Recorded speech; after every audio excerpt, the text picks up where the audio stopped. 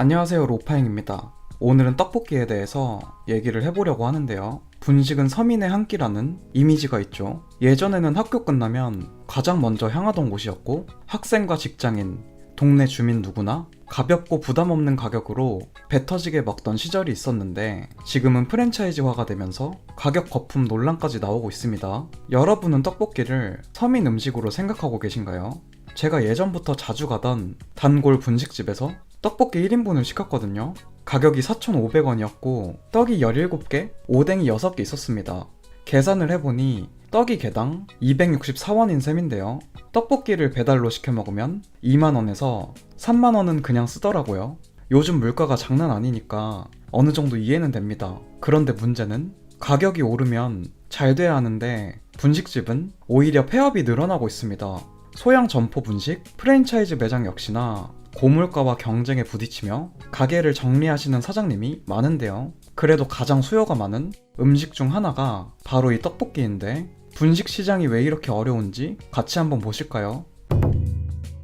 분식집은 IMF 전후 시기 외식 업계에서 가장 빠르게 성장한 업종입니다. 학원가부터 지하철역 근처, 시장 골목마다 떡볶이와 김밥집이 줄지어 들어섰습니다. 저렴한 가격에 빠른 조리가 가능하고 대한민국 사람이라면 누구나 좋아하는 맛까지 3박자가 맞아떨어진 최고의 사업 아이템이었습니다. 분식은 단순 음식이 아니라 학창시절의 문화와 유행이기도 했습니다. 친구들과 가장 많은 약속을 잡은 곳이기도 했죠.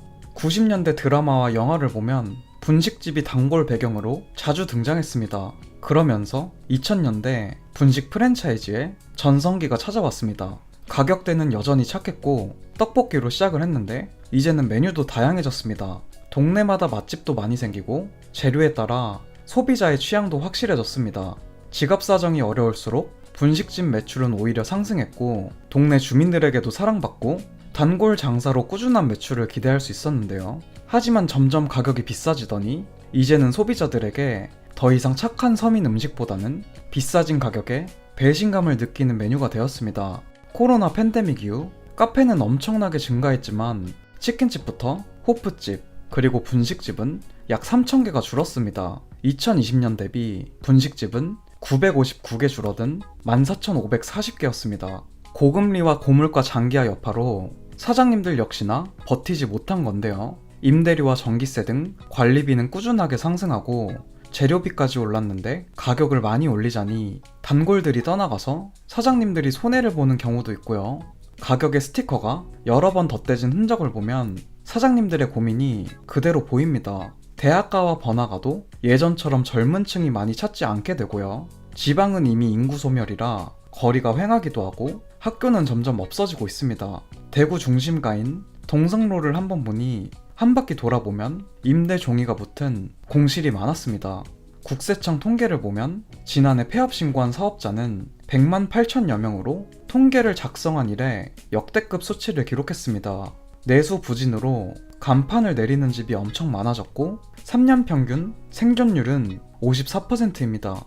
100대 생활업종 중에서도 분식점은 46%로 절반도 생존하지 못하는 업종이고요. 그렇다면 배달 위주의 떡볶이 음식점은 현재 상황이 어떨까요? 떡볶이 프랜차이즈는 여러 매스컴을 통해 마진도 좋고 폐업률도 낮다고 알려졌는데요. 경기도 양주에서 4년째 배달 떡볶이 프랜차이즈를 하시는 사장님의 인터뷰를 가져와 봤습니다. 중개 앱들의 과도한 수수료와 배달료로 인하여 매장의 이익이 더 이상 남지 않는다고 판단하여 현재 양도를 생각하고 계십니다. 코로나 이전에는 매출에서 재료값이 40%, 광고비 10%, 배달비 10%, 임대료와 세금 및 공과금 20%, 이렇게 계산을 해보면 순수익이 20% 정도 됩니다. 하지만 코로나 이후 매출에서 임대료와 재료값 그리고 공과금 등은 비슷하거나 조금 인상된 수준이지만 광고와 어플 수수료, 배달비 항목에서 15%가 추가로 인상되어 매출에서 35%나 차지하게 되었습니다. 그럼 자연스럽게 사장님의 순수익이 10% 미만 나오는 걸로 판단이 되거든요. 결국 양도를 결정하셨습니다. 이분의 프랜차이즈 브랜드는 떡볶이 중에서도 가장 유명하고 매장 수가 많은 곳이었는데요. 현재 인건비를 생각해봐도 20년도의 최저지급은 8,500원이었지만 현재는 최저지급이 만원인 세상입니다. 약 20% 정도 상승을 했고 공과금 역시나 최소 10%는 올랐습니다. 어차피 프랜차이즈 본사는 매출만 발생하면 가맹점의 수익은 크게 신경 쓰지 않는 시스템이고요.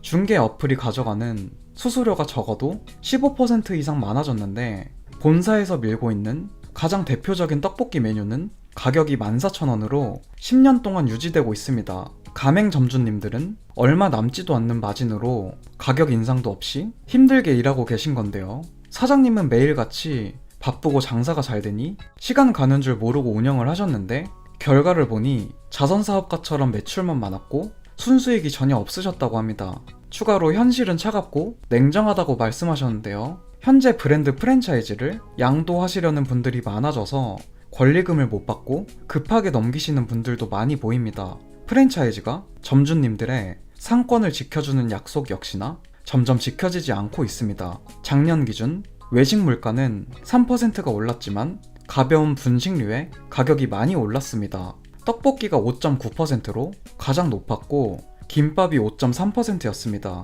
재료비가 되는 원재료들만 보더라도 이런 물가 상승폭이 확연하게 보이는데요. 고추장과 쌀은 약 10% 가격이 상승했고 기름부터 양배추 등 떡볶이의 주요 재료들의 가격이 높은 폭으로 상승했습니다. 예전처럼 골목 상권에 낮은 월세를 주면서 높은 회전율을 자랑하던 분식집은 이제 월세조차 감당할 수 없는 곳들이 너무 많아졌고요. 사장님들 커뮤니티에서도 불경기라서 아이들 역시나 돈이 없고 먹고 싶어도 못 사 먹는다고 합니다. 아이들 입장에서는 가볍게 먹는 떡볶이인데 5,000원씩 쓰는 게 정말 너무 부담스러울 것 같습니다. 1인 운영하는 곳에서 분식집이면 유동인구가 많아야 하는데 이제는 사람들의 지갑이 잘 안 열리죠. 그렇다고 소형 점포, 프랜차이즈로 하자니 매출은 높은데 가져가는 게 너무나도 적고 오히려 남는 게 더 없이 몸을 갈아 넣어야 하는데 그게 참 쉽지가 않습니다. 분식 포차 형식으로 홀에서 판매를 해야 그나마 지금 같은 불경기에 살아남을 수 있다고 하는데 이제는 정말 가볍게 먹을 수가 없네요. 여러분은 떡볶이를 요즘에도 예전처럼 자주 드시나요? 오늘 제가 준비한 영상의 내용은 여기까지입니다. 재밌게 보셨다면 구독 한번 부탁드리겠습니다. 감사합니다.